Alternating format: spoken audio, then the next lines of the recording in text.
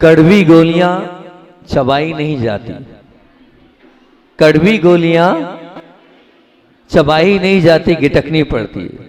यदि आप अपमान से अपमानित हैं, यदि आप असफलता से परेशान हैं, तो उस बात को गुटक जाओ। अगर चबाओगे ना तो वो करवाहट आपको परेशान कर देगी। इसलिए अगर कभी अपमान भी हो जाए तो उस अपमान को क्या करो, आप गिटक जाओ। क्या करो? गिटक जाओ। चबाओगे तो ध्यान रखना, जैसे कड़वी गोली को चबाते हैं तो क्या होता है, बताओ क्या होता है? सेलन भी है, क्या होता है? पूरा मुंह खराब हो जाता है, पूरा मन खराब हो जाता है। तो निश्चित कभी कुछ हो भी जाए तो हमारे गुरुदेव ने हमें ये सिखाया है, उसको निगल जाओ।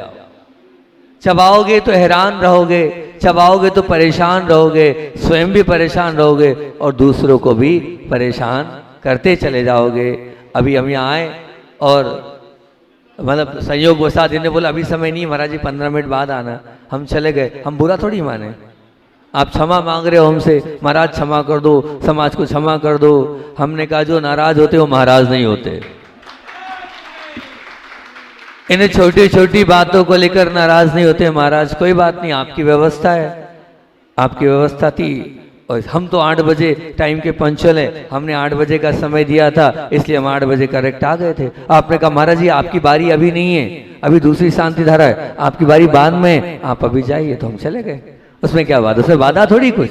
लेकिन ऐसे जब दौर आए तो उसमें अपने आप को और अपने जीवन को एडजस्ट कर लोगे तो बहुत अच्छी बात है। उस बात को लेकर बैठे रहोगे तो अपना भी मन खराब होगा और साथ में सबका भी मन खराब होगा। तो सबका मन खराब करने से क्या मतलब, है ना? मैं तो एक ही बात बोलता हूं, आया और गया। जिसका जीवन आया और गया के साथ चलेगा वो कभी परेशान नहीं रहेगा, और जो बात को लेकर बैठे रहेगा वो जिंदगी भर परेशान रहेगा। स्वयं तो रहेगा ही, लेकिन उसके साथ में रहने वालों को भी वो परेशान करता चला जाएगा। इसलिए आज मैंने सोचा कड़वी गोली की पहले बात कर लूं। तो ध्यान रखना, कड़वी गोली क्या की जाती है कि चबाई जाती है क्या? नहीं, क्या करते हैं? गिटकी जाती है। तो जब भी कभी अपमान भी हो जाए और जब भी कभी आप असफलता वाले जीवन को जी रहे हो तो उस असफलता को गिटक जाओ, भूल जाओ, समाप्त कर दो। तो निश्चित रूप से आप अपने जीवन को अच्छा बना लोगे और अपने आप को और अपने परिणामों को आप निर्मल और पवित्र बना लोगे। नहीं तो क्या पता कैसे उन परिणामों के साथ अपने आप को आप हैरान और परेशान कर लोगे। तब मुझे ऐसा लग रहा था कि कैसे खड़े होते होंगे वो तपस्वी साधक धूप के सामने, जब सूर्य का तेज होता है और जैसे जैसे सूर्य बढ़ता है वैसे वैसे वो अपने शरीर को, अपने चेहरे को बदलते चले जाते हैं। क्या साधना होगी। और हम जरा से यहाँ से लेके वहाँ तक में पाँव यूं यूं यूं यूं कर रहे थे। क्या है, अभी हमारी तपस्या ही नहीं है। हमारे नंबर अभी क्या है, कम होते चले जा रहे हैं। हमें तो सहन कर कर अपनी आत्मा को ऊपर उठाना चाहिए, लेकिन हम असहनीय आत्मा बन रहे हैं, सहनशील आत्मा नहीं बन रहेंगे। और अशोकनगर की जो परिभाषा करी थी उसमें एक बार रिपीट कर देता हूँ पुनः, क्योंकि कल जो लोग थे वो आज नहीं है और जो आज लोग हैं वो कल नहीं थे, है ना? तो अशोकनगर की परिभाषा आप लोगों के बीच में रखी थी मैंने, और गुरुदेव से ही मैंने बात प्रारंभ करी थी और कहा था कि निश्चित रूप से यहाँ की समाज बहुत गुरु भक्त है और गुरु भक्ति से ही मैंने आप लोगों को जोड़ने का प्रयास किया था। और मैंने कहा था अगर जो लोग कल वाले हैं उनको याद रखने का हमने कहा था कि याद रखना इस परिभाषा को कि अशोकनगर का आ बोल रहा है कि अंतरंग पवित्र होता है गुरुओं की भक्ति से। अंतरंग पवित्र होता है गुरुओं की भक्ति से। मैं पूछना चाहता हूँ, ये माताएं आगे बैठी है, अभी भक्ति कर रही थी तो कितनी पवित्रता थी आप लोगों के लिए। आप सब कुछ भूल गए। अरे भक्ति एक ऐसी चीज होती है कि जिसमें भूख प्यास सब व्यक्ति भूल जाता है। जब वो नृत्य करता है तो ऐसी तल्लीनता से करता है कि सब प्रकार का अंदर का जितना मेल है, जितना अंदर की गंदगी, सब उस भक्ति के माध्यम से दूर हो जाती है। आचार्य भगवंत बड़ी अच्छी बात बोलते थे। वीरसेन स्वामी ने धवला ग्रंथ में बात लिखी और गुरुदेव के मुख से बहुत बार सुनी ये बात। गुरुदेव बोलते थे कि निकत्ति और निकाचित कर्म, निकत्ति और निकाचित कर्म ऐसे होते हैं जो फल देते ही देते हैं, वो भोगना पड़ेंगे। किसी तरह से भी इनको कहा आप जो है नहीं कर सकते, लेकिन वीरसेन स्वामी ने धौला ग्रंथ की उस टीका में उद्घोषणा करी, अगर आप भगवान की भक्ति से जुड़ जाओगे, जैसे अभी आप लोग भक्ति कर रहे थे गुरुदेव की, इस भक्ति से जुड़ जाओगे तो निकत्ती और निकाचित कर्म को तोड़ने की, समाप्त करने की ताकत आपकी भक्ति में है। निश्चित बहुत सुंदर सा दृश्य था आपकी उस भक्ति का। और मैं तो यही कहूंगा, जो भक्ति करते हैं उस भक्ति से उनके अंदर पवित्रता अपने आप आती चली जाती है। जैसे भक्ति में अगर किसी का नाम बोला जाता है तो बोला जाता है कि मीरा ने भक्ति करी थी, मीरा ने भक्ति करी थी, और भक्ति में मीरा को क्या जहर भी दे दिया तो वो क्या बन गया था, अमृत बन गया था। निश्चित भक्ति में नाम आता है। इस संसार में सबसे ज्यादा अभिमानी कौन है? सबसे ज्यादा मानी कौन है? रावण है। लेकिन जब रावण भी शांतिनाथ भगवान की भक्ति में जब वो गिटार टूट जाती तो अपने नसों को गिटार में बांधकर और फिर उससे भक्ति करता है, मान के चलना वो भी उसका बहुत उत्कृष्ट गुण था, वो भी उसके अंदर महानतम कार्य था। तो वो निश्चित जब हम भक्ति में लग जाते हैं तो अंतरंग पवित्र होता है। तो मैं इतना ही बोल रहा हूँ कि जब भी आपको लगे कि मैं पवित्रता की ओर जा रहा हूँ, आप बस आचार्य श्री की भक्ति में लीन हो जाना। जब आप भक्ति में लीन हो जाओगे तो निश्चित रूप से मान के चलना आपके अंदर वो अपवित्रता समाप्त हो जाएगी और आपके अंदर पवित्रता आते चले जाएगी। अब मानना, पूज्य गुरुदेव से एक भाई ने मुझसे बोले आचार्य श्री जी, बहुत ध्यान से सुनना, बहुत अच्छी बात बता रहा हूँ, आजकल बच्चों और बच्चियों के काम की चीज है ये। तो आचार्य श्री से क्या कहा कि आचार्य श्री जी, और देखो सबसे बड़ी बात तो ये कि पाप तो पूरी दुनिया कर रही है, मैं भी कर रहा हूँ और आप भी कर रहे हो, सब कर रहे हैं पाप, ऐसा कोई नहीं जो पाप नहीं कर रहा है। पाप कर रहे हैं इसीलिए संसार में भटक रहे हैं, नहीं तो भगवान के बाजू में नहीं बैठ जाते क्या? वो क्यों भगवान बन गए और हम क्यों नहीं भगवान बन पाए? क्योंकि हम पाप से लिप्त हैं, इसलिए हम भगवान नहीं बन पाए। महाराज जी, आप अपने आप को बिल्कुल पापी हैं। सच कह रहा हूं कि जो मन में चलता है अगर वो सब कुछ करने लग जाएंगे तो क्या होगा? वो तो क्या है कि समाज की बहुत सारी चीजें बनी हुई है, तो हम अपने मन के उस पाप को कर नहीं पाते। लेकिन मन तो क्या होता है, 24 घंटे पाप के लिए संलग्न है, हमेशा पाप करने के लिए उत्साहित रहता है, प्रोत्साहित रहता है। लेकिन इन सब बंधनों के कारण हम मन की उस बात को पूरा नहीं करते हैं। तो अब उसने अपने पाप को बोल दिया, अपने पाप को स्वीकार कर लिया और बोलता है आचार्य श्री जी से कि आचार्य श्री जी, आप कुछ ऐसा बताओ, मैं अपने आप को कंट्रोल नहीं कर पाता हूँ और मेरा मन खराब हो जाता है विजाति पर्याय को देखने के बाद। बहुत दम चाहिए, बहुत ताकत चाहिए, बहुत शक्ति चाहिए अपने पाप को स्वीकार करने के लिए। तब गुरुदेव ने जो बात बोली बहुत अच्छी लगी, और गुरुदेव ने 2 बातें बोली थी उस बच्चे को। मैं हमेशा कहता हूं, मैं गुरुदेव के पास इसलिए खड़ा रहता था कि गुरुदेव क्या जवाब देंगे। मैं गुरुदेव के पास इसलिए खड़ा रहता था कि आखिर गुरुदेव इसको क्या जवाब देंगे, बस उस जवाब को मैं बिल्कुल मेरे माइंड में सेट कर लेता था। और कभी कभी तो उनके उस जवाबों को लेकर मैं सामायिक में चिंतन कर डालता था। मेरी सामायिक हो जाती थी कि आज गुरुदेव ने इस व्यक्ति को ये जवाब दिया है, इसका क्या फलादेश होता है। उस पर जब कहा कि मैं मेरे अंतरंग को पवित्र नहीं कर पाता हूँ, तब आचार्य श्री जी ने जो बात बोली भैया कितनी अच्छी बात बोली गुरुदेव ने। एक बात ध्यान रखना कि ऐसी कोई आत्मा नहीं है जो पवित्र बनकर आई है। बाहरी निमित्त मिलते हैं और बाहरी निमित्त मिलने के बाद वो तो मन खराब हो ही जाता है। और सच पूछो तो हम भी अपने मन को पवित्र करते हैं, हम अपने ज्ञान सागर जी महाराज गुरुदेव को याद करते हैं, और जब जब गुरुदेव को याद करते हैं तो अपने आप पवित्रता आ जाती है।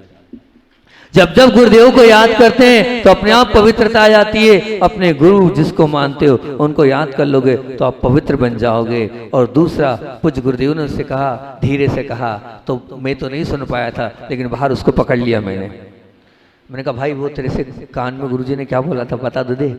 तब उसको मैं बहुत बार अपने प्रवचनों में बोल चुका हूँ। जितनी बच्चियां बाहर जाती हैं, जितने बालक बाहर जाते हैं, उन सब से कहता हूँ कि ये गुरु के मुख से निकला मंत्र है। एक मुझे नहीं दिया मेरे गुरु ने ये मंत्र, किसी को दिया, मैंने चोरी करके सुना और आप लोगों के बीच में रख रहा हूँ। आपके भी बालक बालिकाएं अगर बाहर जाते हैं इस मंत्र को देना, ताकि वो निश्चित रूप से संयमित रहें। अगर आपका मन और परिणाम खराब हो रहा है, अंतरंग को पवित्र रखना है, ये महामंत्र आपके बीच में दे रहा हूँ, इसका आप जाप करना, इसका आप अनुष्ठान करना। मैंने बहुत से लोगों को दिया और उन्हें रिजल्ट भी दिया कि सच में महाराज जी बहुत पावरफुल मंत्र है। क्योंकि पूज्य गुरुदेव को अगर श्रद्धान था तो सिर्फ और सिर्फ था गंधर्व वाले पाठ पर।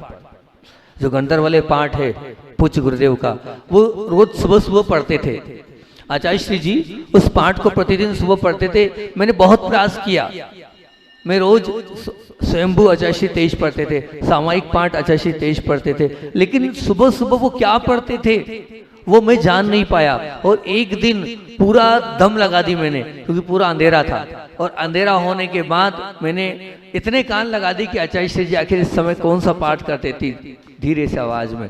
तब मैंने पाया कि पूज्य गुरुदेव सुबह उठकर प्रातः काल गंधर्व वलय का पाठ करते थे। नमो जिनाणम, नमो ही जनाणु, नमो परमो ही जनाम, नमो सबो ही जनाम, नमो अंतो ही जनाम, नमो कोट बुद्धिनम, नमो बीज बुद्धिनम। इस पाठ का अनुस्मरण करते थे। मैं देखता था जब कोई भाई आता था, कोई मंत्र दो, कोई मंत्र दो, तो पूज्य गुरुदेव एक ही बोले नमो जिनाणम करो। ये मैंने बहुत बार देखा। गुरुदेव से नमोकार मंत्र के अलावा कोई कुछ बोलता था तो बोलते थे नमो जिनाणम करो।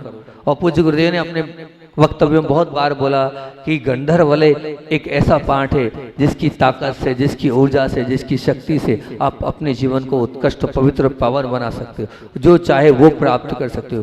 क्योंकि वो महामुनि राजों की स्तुति है, वो उन ऋषियों की स्तुति है जिन्होंने अपने जीवन को तप से तपाया है, जिन्होंने अपने जीवन को अपने आप को उन सब साधनाओं से उत्कृष्ट बनाया है। ऐसे वो महान गंधर्व वाले के मंत्र हैं। और उस बालक से पूज्य गुरुदेव ने जो मंत्र दिया था, वो मंत्र दिया था नमो घोर गुण बम्बयारिणम। ये गंधर्व वाले का मंत्र है, नमो घोर गुण बम्बयारिणम। इस मंत्र का जाप पूज्य गुरुदेव ने उस बालक को दिया था। और उस बालक ने जब मुझे बताया तो मैं बहुत बार बच्चों को बोलता हूँ, जो बच्चियां बाहर पढ़ने जाती है, जो बालक बाहर पढ़ने जाते हैं, मैं उनसे कहता हूँ एक माला ये फेरना नमो घोर गुण बम्बयारिणम, ताकि तुम्हारा अंतरंग पवित्र रहेगा, तो अपने ब्रह्मचर्य को सुरक्षित रख सकते हो इस महामंत्र के माध्यम से। कौन सा मंत्र? रिपीट करो, नमो घोर गुण बम्बयारिणम, नमो घोर गुण, नमो घोर गुण। ये वो महामंत्र है जो ऐसे महान साधक हैं जिनके चारों तरफ अप्सराओं जैसी देवियां लगी है, उसके बाद भी वो अपने उस ब्रह्मचर्य व्रत में थोड़ी सी भी खोट नहीं लगाते हैं। ऐसा ये महामंत्र पूज्य गुरुदेव के मुख से मिला। मुझे भी एक मंत्र मिला, मैं बार बार बताता हूँ, मुझे भी गुरुदेव के मुख से एक मंत्र मिला। सुनना है कौन सा मंत्र मिला? मैं अपने पास नहीं रखता हूं कुछ, मेरे पास कुछ नहीं है। जो मुझे गुरुदेव ने महामंत्र दिया उससे मैं सबको ठीक करता हूँ। सुनना है कौन सा मंत्र है? अब बात निकल ही गई है, विषय तो दूसरा रखा है, लेकिन मेरे साथ ऐसे ही होता है, मैं चालू हो जाता हूँ तो विषय तो वहीं का वहीं रह जाता है, दूसरी बात। लेकिन आपको बता रहा हूँ, जब हम लोग रेवती रेंज में थे और कोरोना काल चल रहा था, उस कोरोना काल में आचार्य श्री की वेदना देखो, आचार्य श्री की व्यथा देखो। आचार्य श्री ने क्या शब्द बोले, बोले क्या बीमारी है ये, अपना होने के बाद भी हम उसको छू नहीं सकते, दूर से देखो, आप उसकी सेवा नहीं कर सकते हो, उसके पास तक नहीं जा सकते, वो तड़प रहा है, वो मर रहा है, ये क्या है? इसको कोई बीमारी बोलते? कैसे तो वो हैजा आदि दूसरी बीमारी ठीक है, ये कौन सा अकाल आया है, कौन सा दुष्ट हुआ है? तब आचार्य श्री बोलते थे, देखो क्या करुणा है गुरुदेव की, क्या दया है उनके अंदर। गुरुदेव बोल रहे थे, काश मेरे पास सुप्त तेजस होता, काश मेरे पास सुप्त तेजस होता तो मेरे दाहिने कंधे से एक पुतला निकलता और पूरे में जाकर सुभिक्ष कर देता। ये गुरुदेव की वेदना है, ये गुरुदेव की दया है, ये गुरुदेव की करुणा है कि पूरे संसार की चिंता कर रहे हैं कि देखो कैसे ये लोग इस प्रकार से व्यथित हो रहे हैं। ये गुरुदेव ने इस प्रकार से जब बोला, मैं भी अंदर से व्यथित हो गया, ये गुरुदेव कितने चिंतित होंगे इस बात को लेकर। और फिर उसके बाद जब मैं सामायिक में चिंतन कर रहा था तो मैंने भी सोचा कि मैं भी गुरुदेव के पास जाऊंगा। क्या आचार्य श्री आपने तो अपनी भावना रखकर अपने आप को और सबकी भैयावृत्ति कर दी, मैं क्या करूं?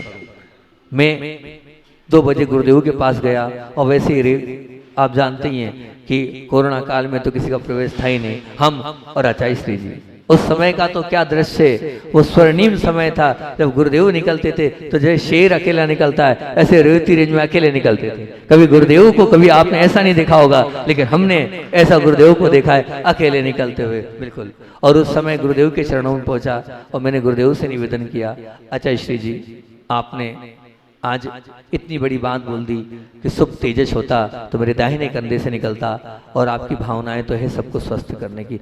पूज्य गुरुदेव मैं क्या साधना कर सकता हूँ ताकि ये बीमारी दूर हो, इस संसार में ये जो विप्लव फैला है ये दूर हो जाए। अच्छा श्री 2 मिनट तक कुछ नहीं बोले, मुझे लगा शायद अच्छा श्री कुछ जवाब नहीं देंगे। 2-3-4 मिनट तक गुरुदेव की निगाहें नीचे थी, आंखें बंद थी, कुछ नहीं बोले। मैं भी चुप रहा, मैंने भी कुछ नहीं बोला। और जब गंभीर मुद्रा में गुरुदेव होते हैं तो फिर उनसे बात कर पाना और फिर तुरंत जवाब लेना बहुत मुश्किल होता है। और जब उनकी आंखें बंद थी फिर उसके बाद एकदम आंखें उन्होंने खोली और उन्होंने सिर्फ इतनी सी बात बोली, बोले दुर्लभ। मैंने जी अच्छा श्री जी, मैं भी नीचे निगाह करके बैठा था। बोले गंधर्वलय का पाठ है, उस पाठ में एक महामुनि राज है जिनका प्रत्येक अवयव औषधि का काम करता है, उस महामंत्र का अनुष्ठान करो। उन्हें मंत्र नहीं बताया, उन्हें क्या कहा कि उस गंधर्वलय के उस पाठ में एक महामंत्र है, उस महामंत्र का पाठ करो। वो दीने की आज का दीने, मेरा गुरु मंत्र है वो, नमो सवो सही पत्ताणम। सैकड़ों लोगों को ठीक करता हूं इस मंत्र से, मैं कुछ नहीं, ये गुरु की कृपा है मेरे पर। उन्होंने ये मंत्र मुझे बताया और उसके बाद इसकी आराधना प्रतिदिन करता हूँ मैं। इस मंत्र को मेरा अपने मंत्र को इस आइडियल इस मंत्र को मैंने बना रखा है। और जब भी कोई व्यथित व्यक्ति मेरे पास आता है, कुछ पीड़ा लेके आता है, तो मैं सिर्फ नमो सव्वो सही पत्ताणम करता हूँ और उसके रोग, उसकी पीड़ा, उसके कष्ट सब दूर हो जाता है। और गुरुदेव का नाम लेता हूँ, उसके अलावा कुछ नहीं करता हूँ। लोग समझते हैं महाराज जी के पास कुछ सिद्धि है, कोई दूसरा कुछ ऐसा है, नहीं, कुछ सिद्धि नहीं है भैया। आप कोई रिद्धि सिद्धि करने के लिए घर छोड़ के बाहर नहीं निकला हूं, ठीक है ना। क्या करूंगा रिद्धि सिद्धि, वो तो जो गुरुदेव नमो सवो सही पत्ताणम ऋषि राज मुनि राज की आराधना करने को बोला, वही आराधना करता हूँ। और उसी आराधना से सब लोग, जिसकी आस्था होती है, जिसका विश्वास होता है, वो ठीक हो जाता है। जिसके अंदर अहोभाव और आदर भाव होता है वो निश्चित रूप से ठीक हो जाता है। आप निश्चित मान के चलना। मैं भी आपसे कह रहा हूँ, मैं जब सुबह शाम हीलिंग करता हूँ इसी महामंत्र से, शाम की हीलिंग में तो इसी मंत्र से ओंकार ध्वनि करता हूँ और ओंकार ध्वनि करके नमो सव्वो सही पत्ताणम करता हूँ। कैंसर जैसे लोग ठीक हो जाते हैं इससे, हैं। कितने ही लोग हैं जिनके थायराइड, टॉन्सिल्स, बड़ी बड़ी बीमारियां अपने आप ठीक हो गई इस महामंत्र के प्रभाव से, इस महामंत्र के तेज से। आप भी साधना करें। आप भी जब साधना करेंगे तो निश्चित रूप से, मुझे मेरे गुरु ने दिया है, अगर आप मुझे गुरु मान लेते हो तो मैंने आपको दिया। किताबों में तो, पुस्तकों में तो, जिनवाणियों में तो लिखा है, लेकिन जब गुरु मुख से अगर कोई हमें मंत्र मिल जाता है तो वो गुरु मंत्र कहलाता है। वो निश्चित रूप से वो एक शब्द भी गुरु देते हैं तो वो अगर हम सुन लें और जीवन में उतार लें तो निश्चित रूप से वो मंत्र सिद्ध हो जाता है। बिना गुरु की कृपा से और बिना गुरु के आशीर्वाद से आप कितना ही कुछ कर लेना, आपका मंत्र जो है वो प्रभाव नहीं डालेगा।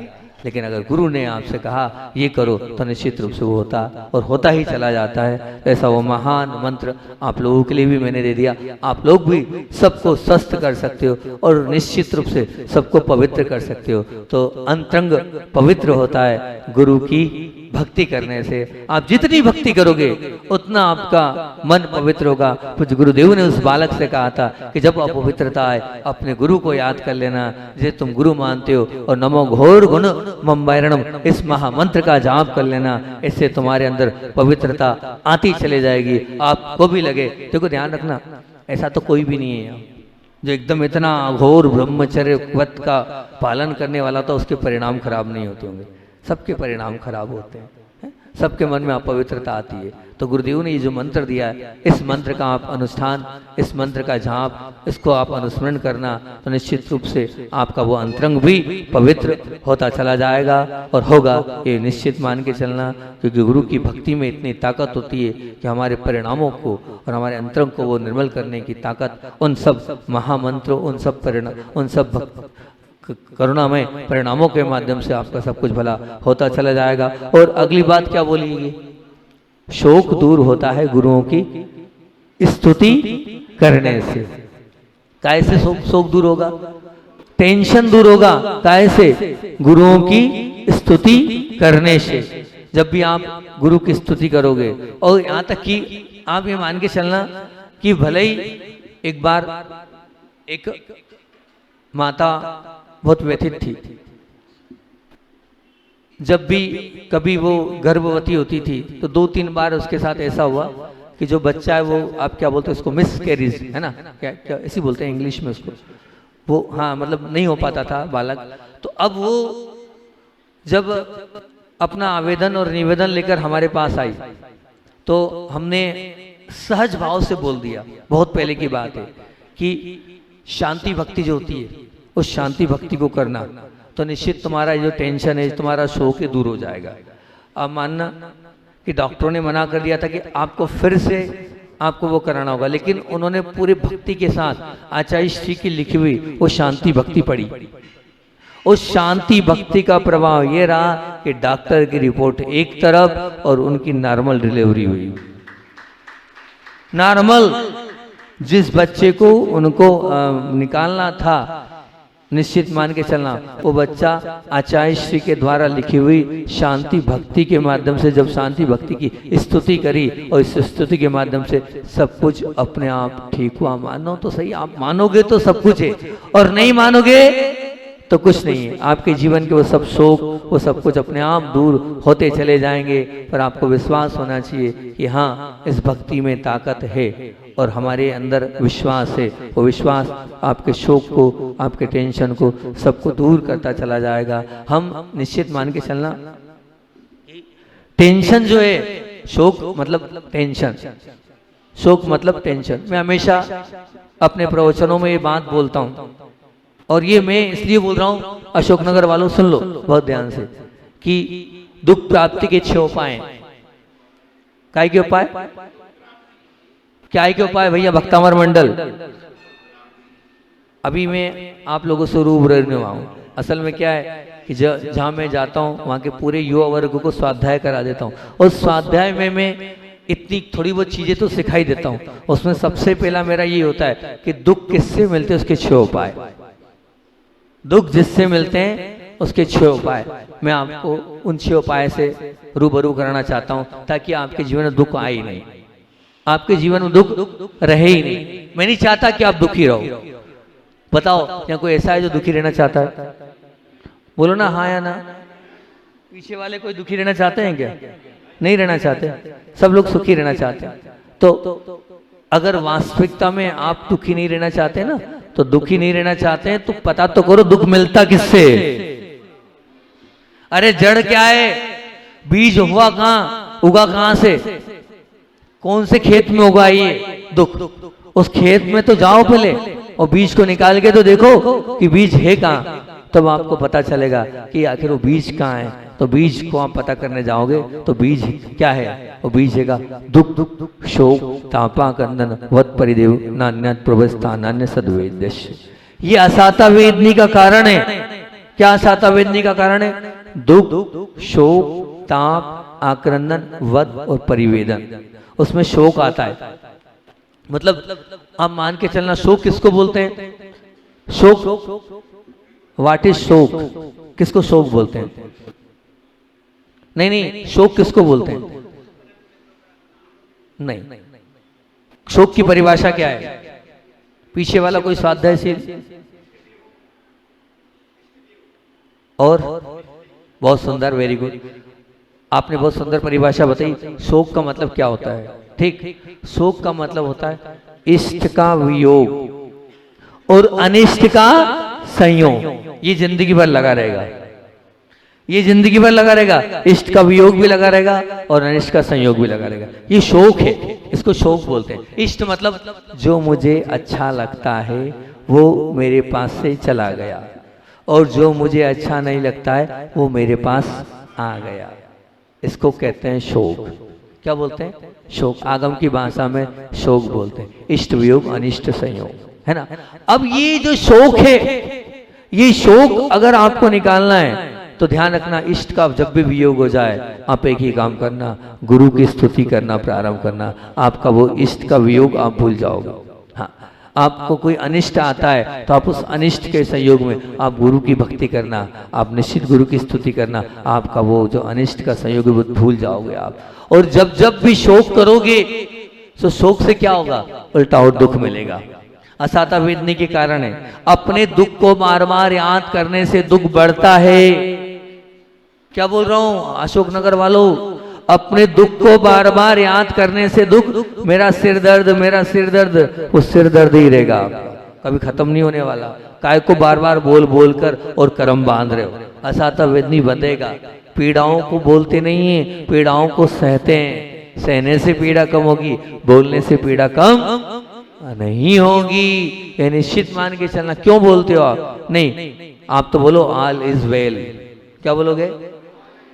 क्या बोलना है? बस ऑल इज वेल। एक बार बता रहा हूँ इस दुख के ऊपर।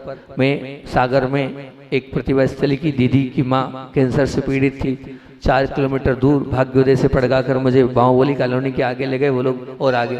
मैं वहां पहुंचा, बड़ी व्यथित, इतनी पीड़ा, तड़प रही थी वो माँ। अब वहां पहुंचा मैंने एक ही बात बोली, माँ आज एक नियम ले लो। क्या? आज की बात तुमसे कोई कुछ बोले ना, तुम बोलना बस कोई तकलीफ नहीं, सब अच्छा है, कोई पीड़ा नहीं, कोई कष्ट नहीं। इतनी सी बात बोली मैंने और कुछ नहीं। मैंने कहा कुछ नहीं बोलना है, तुम्हें क्या बोलना है? नहीं नहीं कुछ तकलीफ नहीं, कोई कष्ट नहीं। अब अभी तक वो बार बार खूब चिल्ला रही थी, खूब कह रही थी हे भगवान बहुत तकलीफ हो रही है, बहुत कष्ट हो रहा है। मैंने कहा ये जो तुम बोल रही हो ना ये आद्रोत ध्यान है। बार बार चिल्लाती हो। बार देखो आप बताओ ये लोग तुम्हारी पीड़ा दूर कर देंगे क्या? बोले नहीं कर पाएंगे। मेरा डॉक्टर पीड़ा दूर कर पा रहा है? बोले नहीं कर पा रहा है। फिर बार बार क्यों बोल के अपने परिणाम खराब कर रहे हो? ये आद्रोत परिणाम है। क्यों चिल्ला रही हो? बहुत दर्द हो रहा है, बहुत पीड़ा हो रही है, बहुत कष्ट हो रहा है, बहुत तकलीफ हो रही है। ये मत बोलो, इसके बोलने से और कर्म बनेगा। क्या पता क्या रहा, मेरी बात उन माँ के दिमाग में बैठ गई। अब पीड़ा तो हो रही है ना, वो बोलती नहीं कोई दर्द नहीं, सब अच्छा है, सब अच्छा है। अब इस अच्छे में जो भी 2 4 5 7 दिन उनके बचे थे वो अच्छे में निकले तो उनकी समाधि अच्छी हो गई। नहीं तो वो चिल्लाती रहती दर्द है, पीड़ा है, कष्ट है, बचाओ बचाओ, क्या करूं, क्या होता? आद्रोत ध्यान होता। नहीं, जब भी पीड़ा आए उस पीड़ा में आप बार बार मुख से मत बोलो। बोलोगे तो दुख और उल्टा बढ़ता चला जाएगा। और शोक में यही है कि इष्ट का वियोग और अनिष्ट का सहयोग निश्चित जिंदगी भर हम जो चाहते हैं वो कभी मिलना नहीं है, न मिल पाएगा, ध्यान रखना। लेकिन बार बार आप वही सोचो चला गया तो आप उसी में रह जाओगे।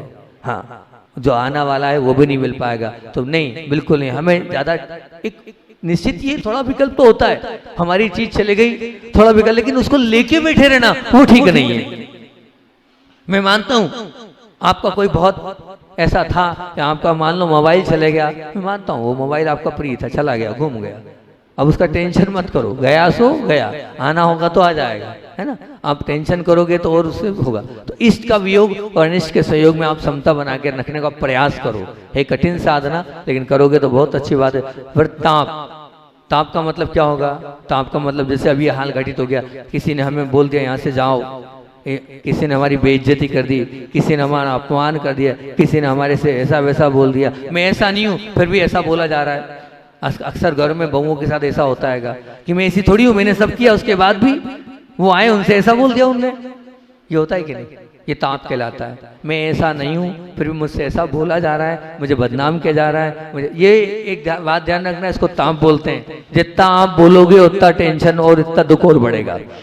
मत बोलो, अपने आप को आप साबित मत करो कि मैं क्या हूं।